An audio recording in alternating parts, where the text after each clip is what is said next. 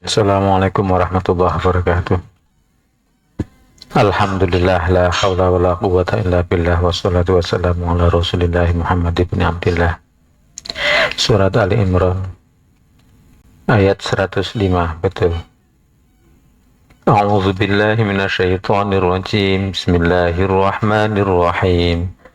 ولا تكونوا كالذين تفرقوا واختلفوا من بعد ما جاءهم البينات وأولئك لهم عذاب عظيم يوم تبيض وجوه وتسود وجوه فأما الذين اسودت وجوههم أكفرتم بعد إيمانكم فذوقوا العذاب بما كنتم تكفرون.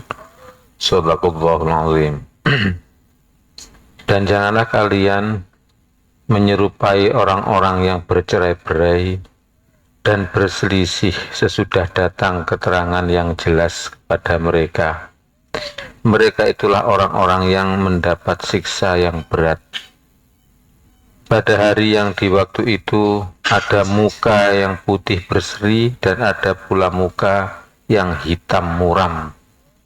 Adapun orang-orang yang hitam muram mukanya, kepada mereka dikatakan, kenapa kamu kafir sesudah kamu beriman? Karena itu rasakanlah azab disebabkan kekafiranmu.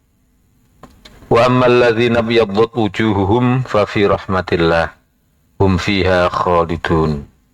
Adapun orang-orang yang putih berseri mukanya, maka mereka berada dalam rahmat Allah, yaitu surga. Mereka kekal di dalamnya. Wala takunu, dan janganlah kalian menjadi. Karena yakunu bisa berarti menjadi atau bisa menjadi apa? Ada. Kalladzina, seperti orang-orang yang tafarraqu, mereka bercerai-berai. Wakhtalafu, dan mereka berselisih. Pada ayat kemarin kan kita diperintahkan oleh Allah untuk apa? Bersatu, menjadi umat satu, kesatuan umat yang satu. Nah, pada ayat ini ditegaskan lagi, yaitu janganlah kamu menjadi seperti orang yang bercerai-berai lagi berselisih. Kita hindari meniru orang yang bercerai-berai dan berselisih dikarenakan cinta dunia. Kita hindari bercerai-berai dan berselisih dikarenakan cinta dunia. Coba, andai ada dua anak yang diberi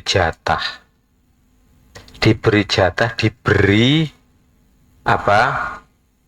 Masing-masing 2 hektar tanah. Dua anak yang diberi masing-masing 2 hektar tanah. Atau disuruh apa? Minta kamu berapa? 2 hektar atau 3 hektar? Dua anak kira-kira disuruh minta berapa? 2 hektar atau 3 hektar? Disuruh apa? Pasti dia minta 3.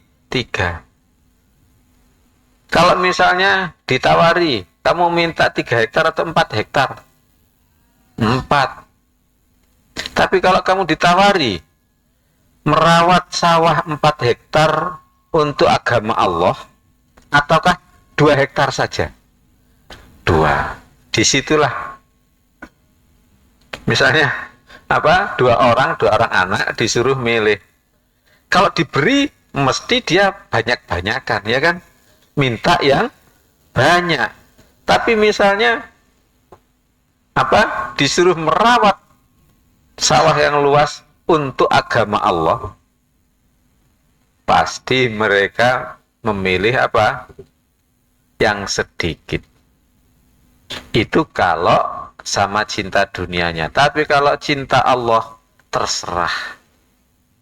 Ya, terserah. Makanya orang bercerai-berai itu karena cinta dunia. Kalau tidak cinta dunia, si A salah paham pada si B, mengolok pada si B, maka si B akan memaafkan karena tidak cinta dunia. Makanya kita hindari menjadi orang yang bercerai, mencontoh, menyerupai. Di sini ditegaskan menyerupai, menyerupai saja jangan, ya kan? Kita hindari menjadi menyerupai atau seperti orang yang bercerai-berai karena cinta dunia. Makanya bercerai-berai ini bisa berarti juga bertengkar, bisa berarti juga tidak kumpul, tidak bersatu. Misalnya berjuang sendiri-sendiri di rumah, ya tidak bisa. Itu namanya bercerai-berai. Jadi bercerai-berai itu macam-macam artinya. Bercerai-berai bisa berarti apa tadi? Bertengkar. Bisa berarti apa? Tidak berkumpul, tidak bersatu. Berjuang sendiri-sendiri. Bercerai-berai bisa berarti cerai antara suami dan istri. Sebab Al-Quran tidak hanya untuk sebabnya saja, tidak khusus pada sebabnya, tapi pada umumnya lafaz. Misalnya dalam Al-Quran menyentuh bisa diartikan hubungan antara suami dan istrinya, tapi juga bisa diartikan menyentuh dan menyentuh betul, maka berarti dua-duanya. Ya berarti menyentuh saja, bisa berarti apa? Hubungan suami istri. Kita hindari apa? Menyerupai orang yang bercerai-berai karena cinta dunia. Sebab akibatnya sangat berat, yaitu neraka. Sebab akibatnya sangat berat, yaitu neraka. Makanya Allah itu suka pada orang yang berkumpul, yang saling tolong-menolong, yang saling marhamah. Seperti ini di pesantren ini disukai oleh Allah. Kamu di rumah sholat misalnya, dan istighosah, andai jamaah dan istighosah, sudah. Dibanding dengan di sini ya jauh berbeda lah, jauh berbeda, lebih sangat disukai di sini oleh Allah. Tapi kalau dibanding dengan orang sholat di Masjidil Haram Mekah, ya kalah sini ya. Dengan di Madinah, ya kalah. Jadi kita hindari, ini pesannya Allah, benar-benar kita hindari untuk menjadi menyerupai seorang yang orang yang bercerai-berai. Yaitu entah bercerai-berai tidak bersatu atau bertengkar dan sebagainya. Hal-hal yang menyebabkan bercerai-berai itu juga disukai, dibenci oleh Allah. Atau tambah aja nomor 2, kita menghindari hal-hal yang menyebabkan bercerai-berai sekecil apapun, atau hal-hal sekecil apapun yang menyebabkan bercerai-berai dan berselisih. Kita hindari hal-hal sekecil apapun yang menyebabkan bercerai-berai atau berselisih. Misalnya guyon yang keterlaluan, guyon yang menyindir, kemudian apalagi guyon yang menjatuhkan citra, karakter, menjatuh atau membunuh karakter. Misalnya itu kok mukamu kok banyak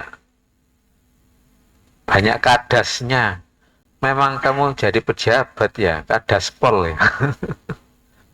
Itu kan menjatuhkan atau menjatuhkan karakter, membunuh karakter. Sebaiknya bagaimana? Sebaiknya kamu tolonglah, kamu bantu, sebisa mungkin dibantu. Saya bantu ya, ini minyak ini untuk dioleskan, barangkali tambah ganteng ya. Kamu seperti itu aja, seperti itu. Kelihatannya kecil, tapi itu adalah pahala yang besar di sisi Allah. Ada orang yang berlatih senyum saja. Kadang-kadang disindir ya senyum saja, akhirnya mudah senyum. Nah, padahal tanda-tanda orang ahli surga itu mudah senyum. Nah, mudah-mudahan ya. Nah, nomor 2, kita hindari hal-hal sekecil apapun yang menyebabkan apa? Bercerai-berai dan berselisih. Entah guyonan, entah sindiran, entah apa saja. Kita hindari sejauh-jauhnya. Biasanya dari mulut itu yang menyebabkan bercerai-berai dan berselisih itu. Kalau sudah terlanjur, maka ikuti dengan kebaikan. Sudah terlanjur nyindir, ya ngomong guyon-guyon, maafkan saya, maafkan. Ada seorang bunyai itu apa? Diberi ilmu oleh Allah, sebagian ilmunya Allah. Ya suka guyon, tapi segera minta maaf. Sepurani. Minta maaf. Ya itu contoh. Ya. Guyonan sebenarnya dia apa? Dia adalah dakwah, mengajak kebaikan. Tapi Abah meliti, setiap ulama mengajak kebaikan, setelah itu mesti memberikan hiburan. Ada pas ngaji begitu ya, yang diperkirakan oleh kiainya itu tersindir, tersinggung. Maka yang tersinggung tadi dipanggil, dihibur. Itu apa? Agar tidak terjadi bercerai-berai. Dakwahnya kena, tapi dipanggil agar tidak tersinggung. Tapi kadang-kadang santri sini tuh habis dimarahi begitu ya, terus dipanggil nggak ada, ya dapat marah saja ya. Panggil nang di Hendrik mau. Tuh kok tempun dia oleh marah itu kan ya. Mestinya mau diberi hadiah kamu. Jadi kita hindari sejauh-jauhnya hal-hal sekecil apapun yang menyebabkan apa? Bercerai-berai dan berselisih. Coba apa saja kira-kira? Intinya kan cinta dunia, walaupun itu berupa guyon. Berupa guyon misalnya. Apa contohnya guyon? Saling mengolok fisik, ya kan? Atau kadang-kadang macok no, ya. Ngerti macok no? Apa itu macok no itu? Menyocok-nyocokkan yang tidak seimbang, ya. Yang tidak seimbang. Ayo sing keri bojone iki itu kan penghinaan ya, yang tidak seimbang. Misalnya ada orang gila namanya si A misalnya ya, yang ketinggalan bojonya si A, istrinya si A, suaminya si A, makanya kan marah itu walaupun guyon, menghina itu. Yang nomor 3, kita berusaha melaksanakan sekecil apapun atau melaksanakan hal-hal sekecil apapun yang menyebabkan bersatu. Kita berusaha melaksanakan hal-hal sekecil apapun yang menyebabkan bersatu dalam kebaikan. Misalnya ada rapat untuk membahas kebaikan. Maka kita ikut mencarikan gelas saja sudah kebaikan. Dan yang satu ikut memasak teh, itu juga kebaikan, ya kan? Sekecil apapun untuk perdamaian, maka itu pahalanya besar sekali. Sebab bahaya berat adalah perceraian atau bercerai-berai. Dulu ada pada waktu pemilihan tokoh lah, istilah pemilihan tokoh. Pada waktu pemilihan tokoh itu semuanya saling tengkar, pendukungnya terutama. Yang dukung A itu yang bagian membakar sehingga apa? Yang didukung agar bertengkar. Adu domba, sebenarnya domba yang diadu itu tidak mau. Yang mau mengadu itu siapa? Ya, yang punya. Demikian juga kadang-kadang ada pemilihan tokoh itu, pemilihan kepala itu kepalanya dipilih kita, ya kepala daerah atau kepala desa atau kepala apa terserah ya. Itu yang bagian TS-nya itu yang bagian membakar-bakar semangat. Itu yang menghabiskan duit. Nah, kemudian ada seorang istikharah. Seorang kiai istikharah. Ini ya apa ini? Kalau bertengkar ini rusak ini. Walaupun memberi uang tapi dalam rangka merusak. Akhirnya dipanggil, diajak pertemuan. Nggak tanggung-tanggung, disembelihkan ayam 106 ayam, tapi 100-nya hilang. Disembelihkan itu untuk diajak apa? Pokoknya makan-makan gitu aja. Ternyata tidak berlangsung dialog, tetap saja bertengkar. Nah, yang mendamaikan tidak berhasil itu tetap dapat pahala. Karena dia sudah berkorban. Dan namanya dapat pahala, itu di dunia juga dapat ganti. Makanya kalau kamu kepingin segera kaya, ini usahakan laksanakan hal sekecil apapun untuk mendamaikan orang. Untuk bersatu. Apa yang jamin kaya kamu? Jadi apa tadi? Nomor 3, kita usahakan melaksanakan hal-hal sekecil apapun yang menyebabkan orang bersatu dan tidak bercerai-berai. Mim ba'di ma ja'ahumul bayyinat, setelah apa yang saya ulangi, mim ba'di dari sesudah ma ja'a, apa yang datang hum pada mereka al bayyinatu, keterangan-keterangan. Dalam Al-Qur'an ya, dalam Al-Quran itu misalnya ada 2 kalimat, bisa dilaksanakan kedua-duanya, ya dilaksanakan kedua-duanya. Atau itu melarang kedua-duanya, misalnya ya, jangan kau bunuh anakmu karena takut melarat. Membunuh anak karena takut melarat, itu haram. Tapi bisa dipisah menjadi 2 juga. Membunuh anak juga haram walaupun tidak takut melarat. Takut melarat walaupun tidak membunuh anak, ya haram. Begitulah cara menafsirkan Al-Quran. Jangan kau warisi ibumu, jangan kau warisi janda itu dengan memaksa. Jangan mewarisi janda dengan memaksa. Mewarisi janda itu misalnya bapak meninggal, ibunya itu namanya janda, itu diwarisi oleh anak laki-laki misalnya. Ibunya jadikan istrinya ya. Itu namanya mewarisi. Itu haram. Mewarisi janda dengan paksa itu haram. Tapi mewarisi janda saja walaupun tidak dengan paksaan ya tetap haram. Kemudian memaksa janda untuk menikah walaupun tidak mewarisi juga haram. Makanya janda itu tidak boleh dipaksa untuk nikah atau dipaksa untuk tidak nikah. Biarlah janda itu mau menikah silahkan, mau nggak menikah ya silahkan. Kecuali janda Nabi. Alasannya ribuan alasan.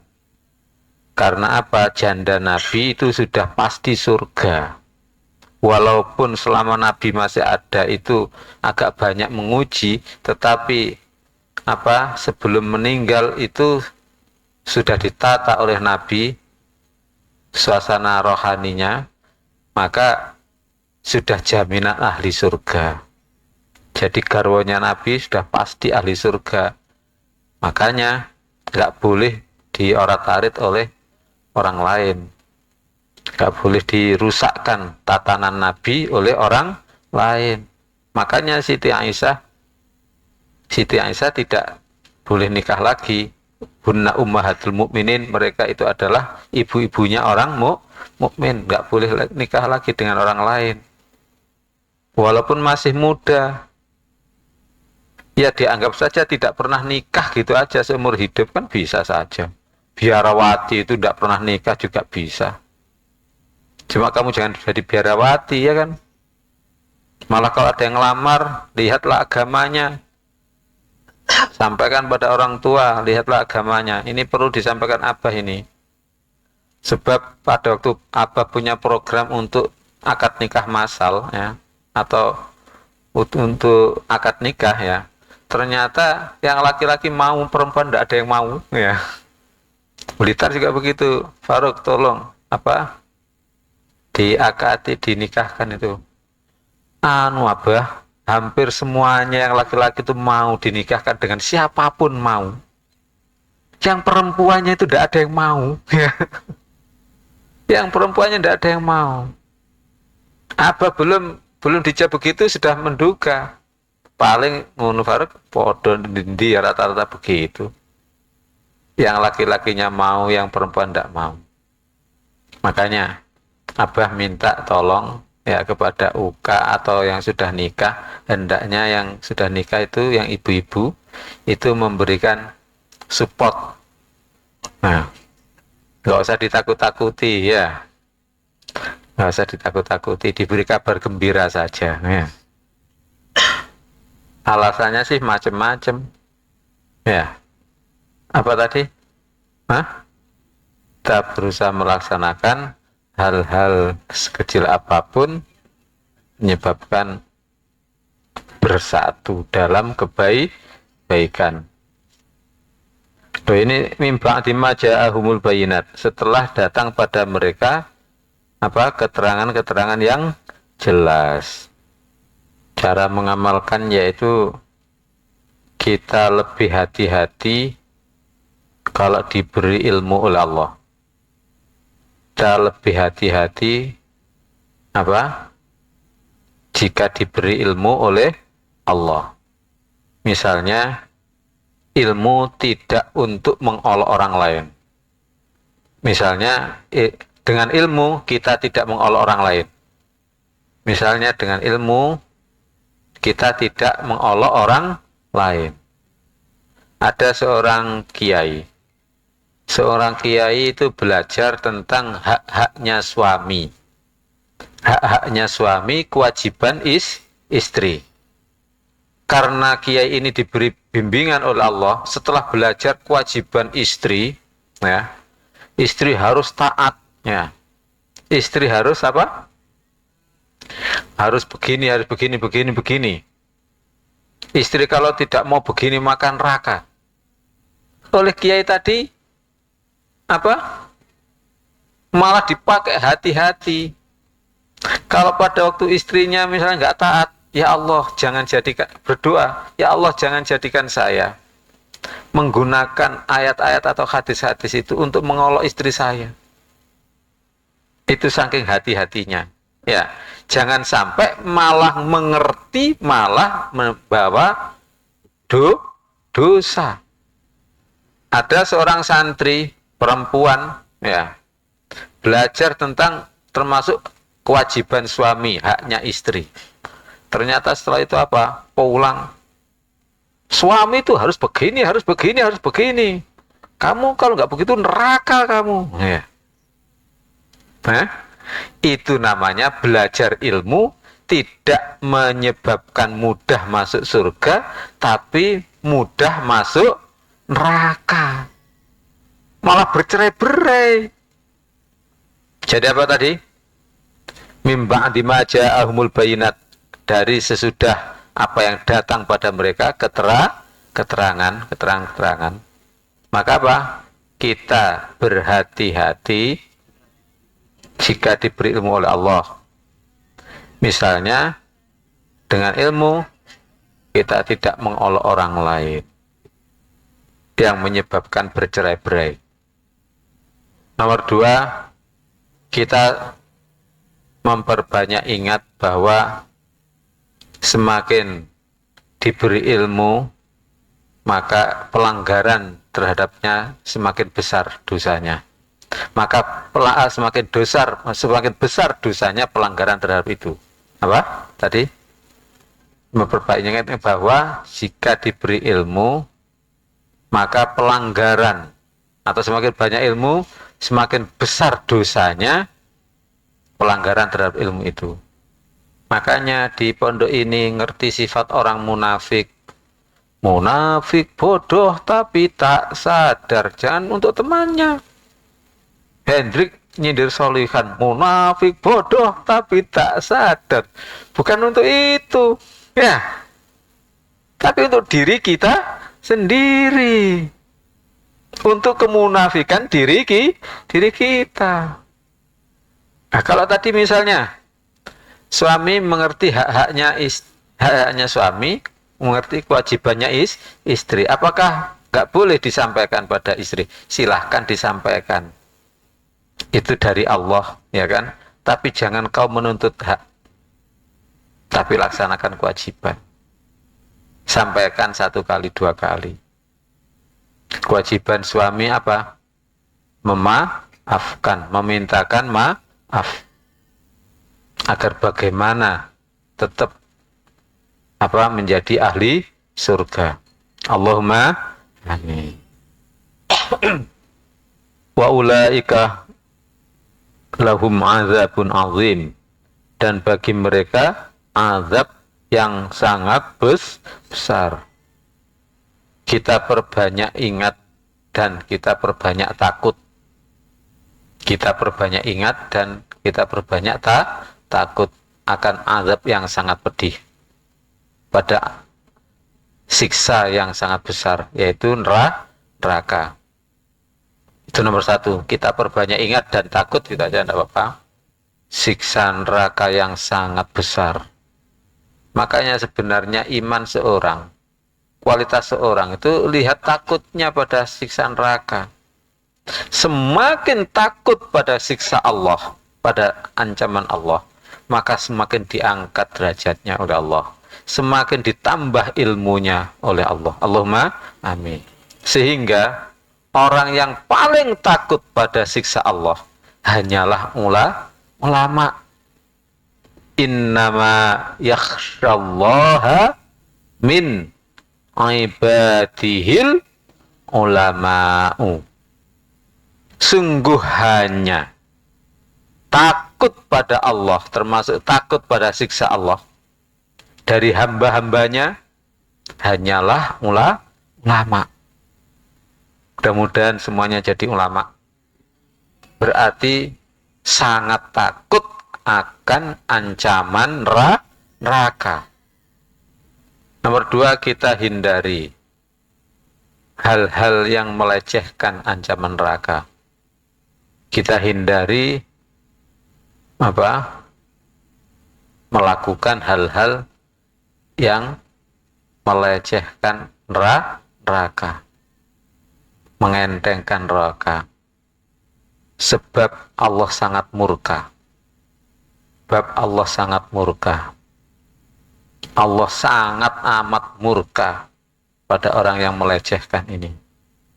Dalam Al-Quran diceritakan orang kafir itu nantang, mana kalau siksa itu benar-benar ada? Endi sih siksa itu? Mana sih siksa itu? Maka dikutuk oleh Allah. Sungguh kalau hari itu datang, maka kamu akan menyesal dengan penyesalan yang sangat. Jadi guyon ya guyon, ya kan? Emosi ya emosi. Tulis saja tadi hal-hal yang melecehkan neraka, meskipun guyon ataupun emosi. Tambah itu. Sebab biasanya orang itu begitu itu guyon atau emosi. Neraka loh mbak, sampai kalau begitu kemudian emosi, bah neraka, itu loh, jangan ya. Emosi pun jangan begitu. Kalau begitu kan tidak emosi ya, berarti jangan emosi lah. Kadang-kadang diingatkan, mbak, jangan begitu mbak, itu masuk neraka. Wah enak sudah pokoknya enak, entah masuk neraka. Nah itu loh, itu dimurkai oleh Allah. Allah sangat murka karena itu melecehkan. Itu namanya pelecehan seksual itu ya. Lebih baik kita astagfirullahalazim, Mudah-mudahan Allah mengampuni saya, mudah-mudahan Allah membimbing saya. Memang sangat berat rasanya meninggalkan perbuatan maksiat ini, tapi mudah-mudahan dibimbing oleh Allah lah. Nah, itu lebih baik begitu. Kalau didengarkan oleh Allah dan malaikatnya bisa diampuni dosanya. Allahumma amin. Kadang-kadang emosi begini salah, begitu salah. Daripada begini salah, begitu salah, sudah salah aja. Ya, itu namanya emosi. Begini salah, begitu salah. Ya. Jadi kita hindari apa tadi? Melakukan hal-hal yang melecehkan neraka, meskipun guyon atau emosi. Emosi ya emosi, tapi jangan begitu. Kalau begitu kan berarti bukan emosi ya, berarti emosi ya jangan emosi, ya kan? Erosi saja. Nomor 3, kita memperbanyak melakukan atau mengingat suatu yang menyebabkan ingat pedihnya neraka, ingat dahsyatnya neraka. Misalnya kita membuat pengajian, ya. Kalau toh itu kita membuat musik-musikan, maka musik yang menyebabkan ingat neraka. Ya. Andai kita banyak ingat neraka, kemudian diselamatkan oleh Allah dari azab yang sangat besar itu loh. Keberuntungan yang sangat besar. Andai kita di dunia menahan emosi selama di dunia, mestinya kepingin pacaran tapi ditahan. Seumur hidup misalnya menahan kepingin pacaran, ya. Misalnya lo ya, seumur hidup menahan kepingin pacaran, ternyata diselamatkan dari neraka dan dimasukkan surga. Allahumma amin. Lah, ndak enak menahan pacaran seumur hidup. Wah, nanti kalau menahan sedikit aja, maka akan diberi oleh Allah pertahanan banyak. Ya, itu namanya dapat rahmat dari Allah. Sudahlah, kamu berusaha sejengkal, maka Allah memberikan sedepah, ya kan? Kamu berusaha dengan berjalan kaki, Allah memberikan dengan berlari. Jangan dianggap tidak enak. Enak saja. Kalau orang kurang ajar itu, maka mengatakan tidak pacaran adalah kering, gersang, ya. Tapi kalau orang diberi rahmat oleh Allah menahan dari pacaran, itu adalah nikmat yang luar biasa, ya. Walahum azab, apa ulangi? Wa ulaika lahum azabun azim. Dan mereka itu bagi mereka yang apa? Yang bercerai-berai dan berselisih. Itu azab yang sangat besar. Naudzu, apa tadi cara mengamalkan? Berapa itu? 3. Yang ketiga yaitu apa? Kita banyak melakukan suatu atau mengingat yang menyebabkan apa? Ingat dahsyatnya neraka. Misalnya kaki kita pada waktu jalan, kaki kita tersandung, kemudian sakit, kemudian kaki sakit itu apa?